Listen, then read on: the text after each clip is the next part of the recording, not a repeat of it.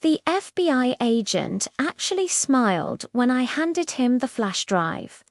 "Miss Chen," he said, sliding it into his laptop, "do you understand what you're giving us?" I nodded. Everything. 12 years of fraud, money laundering, and insider trading. All documented, all traceable. His partner leaned forward. "And you're certain about the primary suspect?" I looked him dead in the eye. "I'm certain. The CEO is my uncle, and he's been stealing from his investors since 2011. "What?" "Special Agent Morrison." Did Aunt know what nobody knew was that ID spent 18 months as the invisible intern, the girl they called David's charity case niece, the one they openly mocked in the break room at Cascade Capital in downtown Seattle. They thought I was there because Uncle David felt sorry for me. They had no idea I was building the case that would send him to federal prison for 23 years. Let me take you back to where this really started. I was 7 years old, standing in my mum's cramped studio apartment in the Rainier Valley neighborhood, watching her cry over a stack of unpaid medical bills. Stage 3 breast cancer doesn't care that you're a single mother working 2 jobs. It doesn't care that your insurance maxed out after the second round of chemo.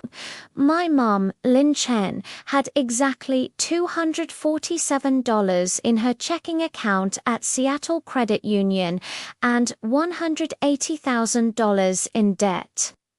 Her brother David, my uncle, was already a millionaire by then. He'd just launched Cascade Capital Management, a boutique investment firm in the Columbia Tower, Seattle's tallest building. His face was on billboards along Interstate 5. "Wealth management you can trust," they said. With his perfect smile and custom Giorgio Armani suits. Mum called him that night from our apartment on South Jackson Street. I remember her voice, small and desperate, asking for help with just the medical bills. Maybe $20,000 to keep the collections agencies away. I remember his response because she had him on speakerphone. "Lynn, I'm building something here. I can't just throw money at every family member's problems. You need to take responsibility for your own situation. Maybe if you'd made better choices, you wouldn't be in this position." My mother had worked as a nurse for 15 years before cancer made it impossible to stand for 12-hour shifts. Her bad choices were putting herself through nursing school while raising me alone after my father died in a construction accident when I was 2. But Uncle David had rewritten history. In his version, he was the successful one because he was smarter, worked harder, deserved more. Mum died 8 months later. I was 8 years old. The funeral was at Bonnie Watson on Capitol Hill, a modest service with 40 people, mostly her colleagues from Swedish Medical Center and neighbors from our building. Uncle David showed up 40 minutes late, stayed for 20 minutes, didn't speak to me once. He was on his phone the entire time, closing some deal. I went to live with my mum's best friend, Rosa Martinez, in Georgetown. Rosa was a paralegal at a small law firm, barely making ends meet, but she never once made me feel like a burden. She's the one who taught me that family isn't about blood. Family is about showing up, even when it's inconvenient. especially when it's inconvenient. Uncle David sent checks. I'll give him that. $500 every month to Rosa for my expenses. Looking back, I realize it was guilt money, the minimum required to tell himself he'd done his part. He never called, never visited, never asked about my grades or my life, or whether I was okay after watching my mother slowly fade away in a hospice bed. But those checks kept coming, and Rosa made sure I knew they came from him. Your uncle is helping, she'd say. That's something I didn't argue, but even as a kid, I knew $500 a month was nothing to a man who drove a Tesla Model S and owned a waterfront home in Madison Park. I became obsessed with understanding money. Not having it makes you pay attention to it in ways wealthy people never do. I read everything books on investing, economics, financial fraud. By 13, I was reading the Wall Street Journal at the public library on South Park. By 15, I could explain derivatives and hedge fund strategies better than my high school economics teacher. Rosa noticed. She encouraged it. When I got accepted to the University of Washington's Business School with a full scholarship, she cried happy tears. Uncle David sent a congratulations card with no note. Just his signature and a $100 Visa gift card. I majored in finance and accounting. Double major, 3.97 GPA, graduated summa cum laude. I worked 30 hours a week at the campus library to cover expenses Rosa's budget couldn't absorb. I had exactly 3 Friday nights out during 4 years of college. No spring break trips. No study abroad. No sorority. Just work, study, repeat. Senior year, Career Services sent an email about an internship opportunity at Cascade Capital Management.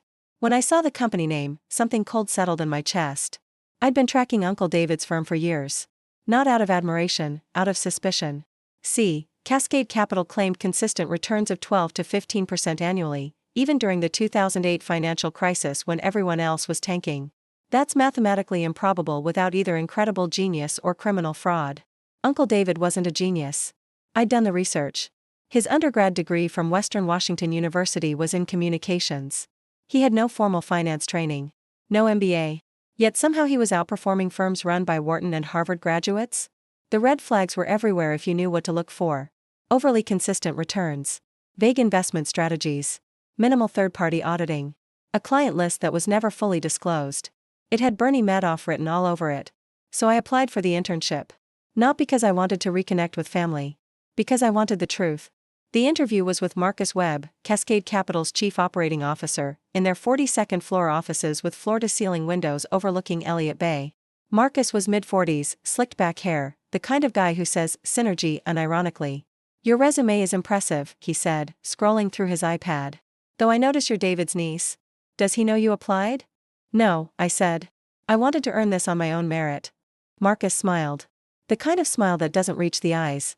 Admirable. But between us, that connection doesn't hurt. David takes care of family.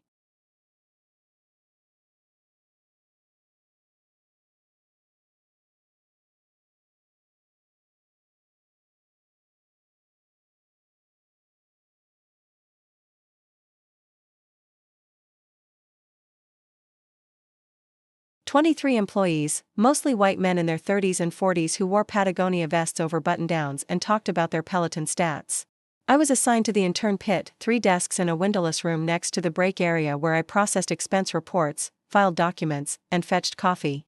The other 2 interns were Tyler, a sophomore from USC whose dad golfed with David, and Brittany, whose main qualification seemed to be her Instagram following. They called me David's charity case within my first week. I heard it through the door while making copies.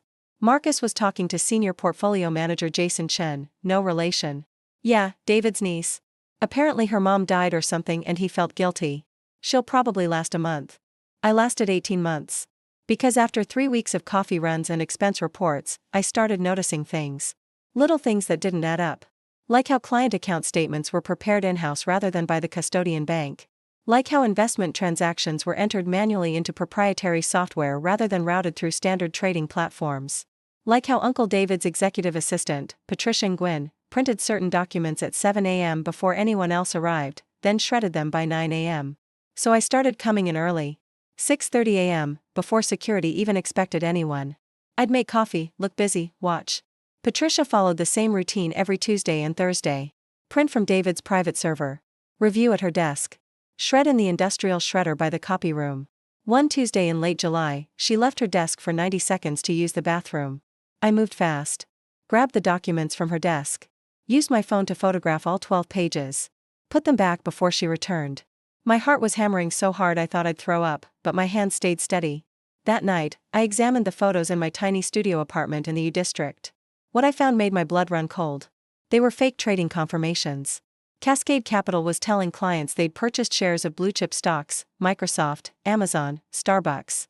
But the confirmations had been created in Photoshop. I could see the layers when I zoomed in on the images. The trade numbers didn't match any legitimate exchange format. Uncle David wasn't investing client money. He was stealing it. This was a Ponzi scheme. Classic structure. New investor money was being used to pay returns to existing investors. The actual funds were being siphoned into offshore accounts. I found the evidence over the next 4 months. I became invisible. The best kind of spy. People forget interns exist. They have conversations around you like your furniture. I heard senior analyst Brad Morrison bragging about the Caribbean account strategy. I watched finance director Susan Reynolds manually adjust spreadsheets to make numbers match false narratives. And I documented everything. Every conversation went into encrypted notes on my phone. Every document I could access got photographed or scanned. I created a hidden folder in the company South shared drive labeled 2019 Expense Archives, boring enough that nobody would ever open it, and uploaded copies of everything. Uncle David barely acknowledged me. We crossed paths maybe a dozen times in 6 months. He'd nod, say Maya, right, like he wasn't sure, then keep walking. Once, in the break room, an analyst named Craig made a joke about diversity hires. David laughed. I was standing right there. The contempt was almost useful. It made what I was doing easier. No guilt, no hesitation. These people had let my mother die in poverty while they committed fraud with money that could have saved her life 100 times over.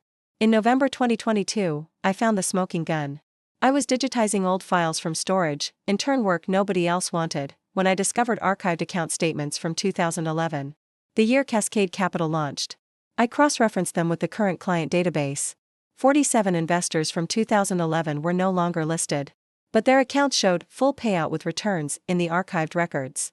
I tracked down 3 of them through LinkedIn. Made up a story about a business school research project. Asked about their experience with Cascade Capital. All 3 told the same story. They'd tried to withdraw their full balances in 2013 during a personal financial crisis.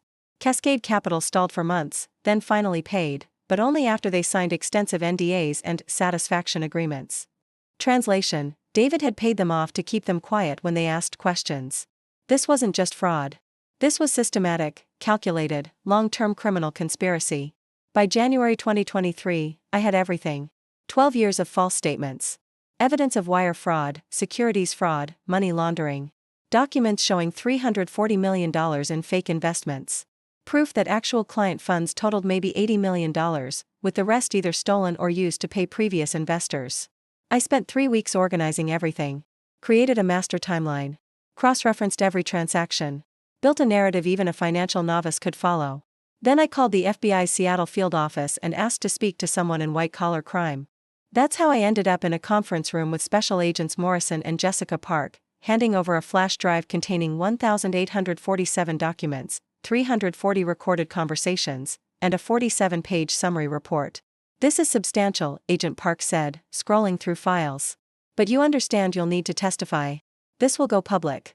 Your uncle will know you provided evidence. I understand, I said. Do it. The FBI raid happened on a Tuesday morning in March 2023. I was at my desk in the intern pit when agents flooded the office. 26 of them, armed, wearing FBI windbreakers. Employees were told to step away from computers. Nobody could touch their phones. I watched Uncle David being walked out in handcuffs, his face red with rage and confusion. He locked eyes with me as they passed my desk. I'll never forget his expression. Complete bewilderment. He had no idea. He'd underestimated me so completely that even with the FBI arresting him, he couldn't conceive that his charity case niece had built the case. Marcus Webb tried to run. Made it to the stairwell before agents tackled him. Patricia cried hysterically. Jason Chen threw up in the bathroom. Brad Morrison tried to negotiate immunity before he even knew what charges were coming. The investigation dominated Seattle news for months. The Seattle Times ran front-page coverage. Forbes called it the Cascade Capital fraud, how a $340 million Ponzi scheme fooled Seattle's elite. Uncle David's face, the same one from those billboards, was plastered everywhere, now attached to words like fraud, criminal, predator. The trial lasted 7 weeks. I testified for 11 hours over 3 days. Uncle David's defense attorney, Robert Klein from a big downtown firm, tried everything to discredit me. Isn't it true you harbored resentment toward Mr. Chen because he didn't financially support your mother? I looked directly at the jury. My mother died begging for help with medical bills while my uncle was stealing millions of dollars. But I'm not here because of resentment. I'm here because what he did was illegal, and 247 families lost their retirement savings because of his greed. This isn't personal. This is justice. The prosecutor, Assistant U.S. Attorney Jennifer Williams, presented my evidence methodically. Every fake document. Every offshore transfer. Every investor who'd lost everything. The defense had nothing. The evidence was overwhelming. The jury deliberated for 6 hours. Guilty on all 47 counts. Wire fraud. Securities fraud. Money laundering. Investment advisor fraud. At sentencing, the judge, Honorable Martha Rodriguez, addressed Uncle David directly before announcing the sentence. Mr. Chen, you stole from retirees, from families saving for their children's education, from people who trusted you. You showed them fake statements while you bought luxury homes and cars. You let your own sister die in poverty rather than use even a fraction of your stolen wealth to help her. The damage you've caused is incalculable. 23 years in federal prison. $340 million in restitution. Every asset seized. Uncle David turned to look at me one last time before the marshals led him away. This time, he knew exactly who I was. And I stared back, unflinching. After the trial, the FBI offered me a position as a forensic financial analyst. I accepted. I'm now 25 years old, working in the Seattle field office, tracking white-collar criminals. People like my uncle who think they're untouchable because they're rich, because they're connected, because they've always gotten away with it. I make $78,000 a year. I drive a 2015 Honda Civic. I live in a 1-bedroom apartment in Fremont. By my uncle's standards, I'm nobody. But I sleep perfectly at night. I visited Rosa last Sunday. Brought her flowers and the good coffee from Victrola on 15th. We sat on her porch, and she asked the question she's asked a dozen times. Do you ever regret it? Turning in family? I thought about my mom. About those medical bills.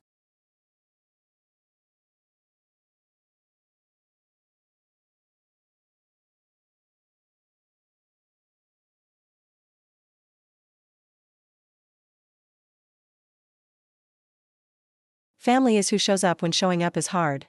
It's who sacrifices when sacrifice is required. It's who sees you, really sees you, even when you're inconvenient or expensive or complicated. Blood might connect you to people, but only integrity, love, and action create real family. Uncle David is currently serving his sentence at FCI Sheridan in Oregon. He'll be eligible for parole in 2041. He'll be 68 years old. I'll be 43. And I still won't visit. Not because I hate him. But because some people don't deserve access to your life, no matter what biology says. You don't owe loyalty to people who never earned it. You don't owe anything to people who saw you suffering and looked away. The money Cascade Capital stole? The FBI recovered about $120 million. It's being distributed to victims. It's not everything they lost, but it's something. And sometimes something is all you can give people, the knowledge that someone fought for them, even when it cost everything. If this story resonated with you, if you ever had to choose between toxic family and doing what's right, if you've ever been underestimated and used it to your advantage, if you ever had to become the villain in someone else's story to be the hero in your own, I want to hear from you. Drop a comment sharing your experience. Let's build a community of people who understand that real family is chosen, not assigned.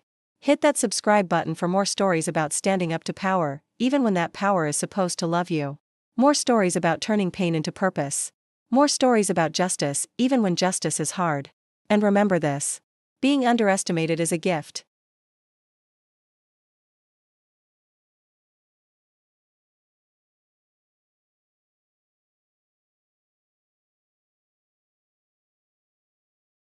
Thanks for watching. And never forget, you're more powerful than people who underestimate you could ever imagine.